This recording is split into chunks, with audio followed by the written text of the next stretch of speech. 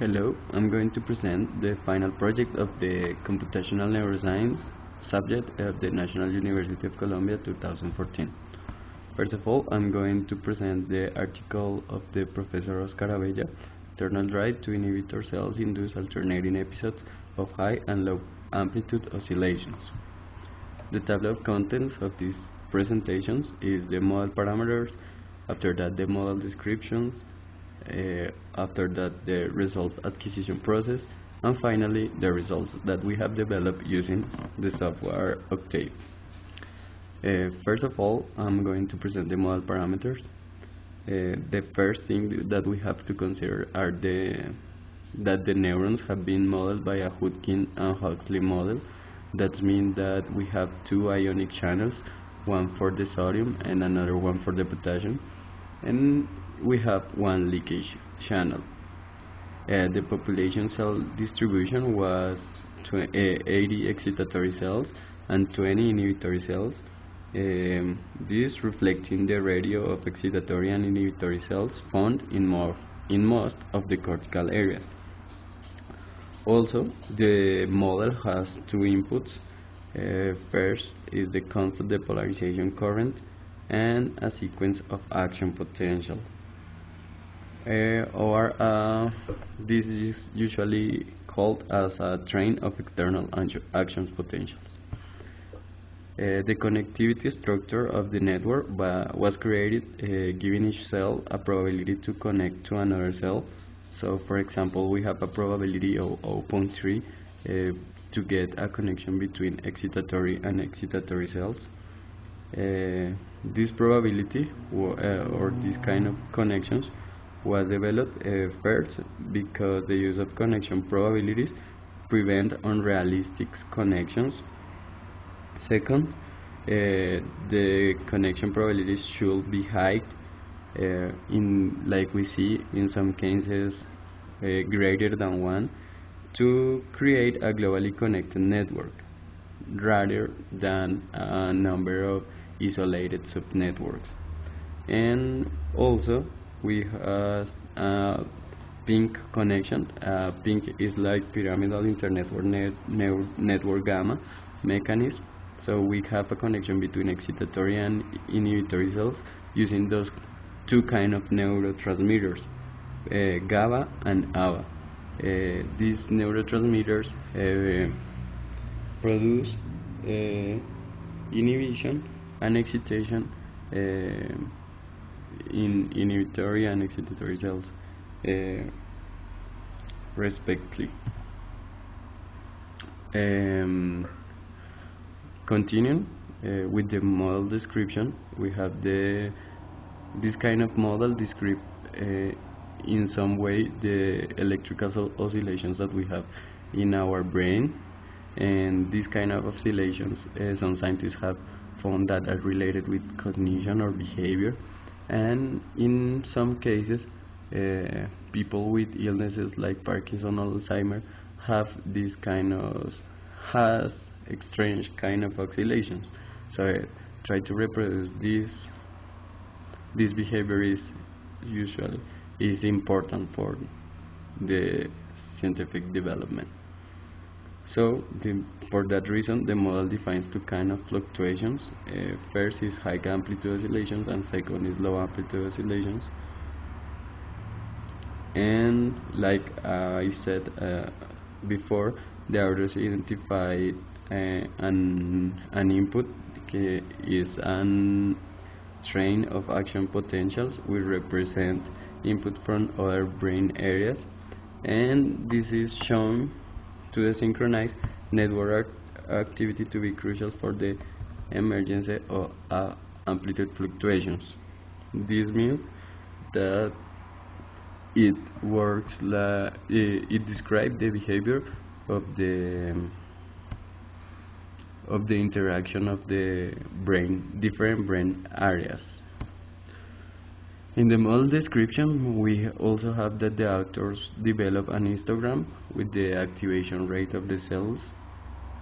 Also, the analysis of the data was developed using the Torres algorithm, using a wavelength transformation of the output signal.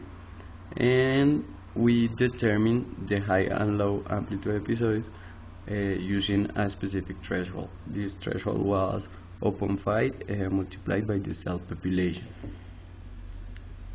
Now I'm going to talk about the result acquisition process. So to develop the example or to run the example, first of all we run the model in Neuron for 4000 milliseconds. After that, the output was automatically saved in a waxing and waning file. This kind of file includes the results for the excitatory and inhibitory cells, so all the firing rates and activations that we have run in Neuron. After that, we compute the firing rate histogram for each kind of population. We work with the populations in independent ways. After that, we make the convolution of an external vector and the alpha function. After, we make the wavelet transformation using the Torres algorithm. And finally, we plot the figures. The results that we have get, first of all, is the histogram with the excitatory cell index or firing rate. Like we can see here, we have a maximum is 80, is related to the size of the population. After that, we compute this kind of firing rate in an histogram, or we count the firing cells in an interval of 6 milliseconds, and in this kind of intervals we define the threshold when we segment the high amplitude and low amplitude oscillations. After that, we have this kind of figure that describe the wavelet transform of the output signal. So we can see in red colors the high amplitude oscillations and in blue the low amplitude oscillations. For this work, we could find that the author have developed a methodology to reproduce the oscillations, and we compare this data generated artificially with the oscillations in a cortical area on a cortical cortex of a rat, and we had similar behaviors. Also, the author has shown that the oscillations are produced in different bands like alpha and omega, and in these kind of bands are usually low frequency activity.